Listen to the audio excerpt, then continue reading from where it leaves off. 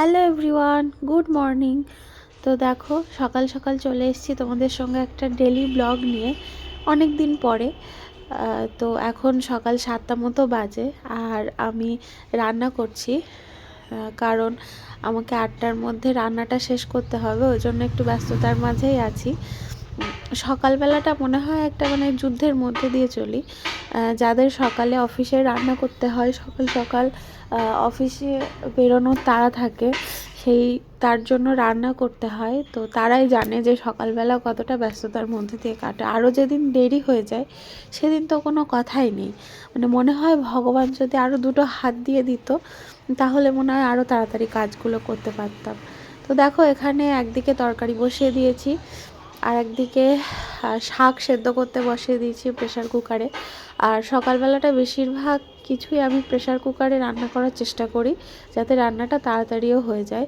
তো এদিকে দেখো আমি রাইস কুকারে ভাত বসিয়েছিলাম, তো তার মধ্যে আবার কারেন্টটাও চলে গেল, তো ওই জন্য আবার সেই ভাতটা নামিয়ে হাঁড়িতে বসিয়ে দিয়েছি। ওদিকে ডাল সেদ্ধ হচ্ছে আর আমি একটু দাঁতটা ব্রাশ করে নিলাম।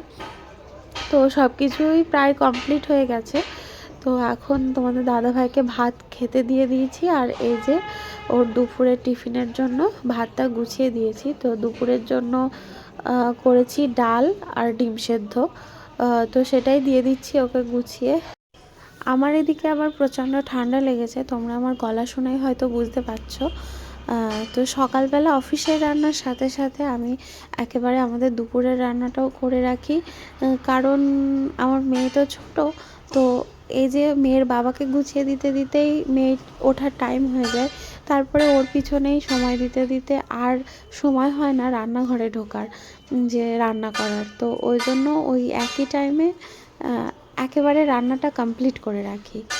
এখানে দেখো তোমাদের দাদাভাইয়ের কিন্তু বসে খাওয়ার টাইম নেই, কারণ ওর যেদিন উঠতে দেরি হয়ে যায় সেদিন ও এভাবেই একটা একটা করে জিনিস গোছায় আর একটু একটু করে খায়, লাস্টে ভাত নষ্টও করে রেখে যায়। খাওয়ার টাইম হয় না, ট্রেনের টাইম হয়ে যায়।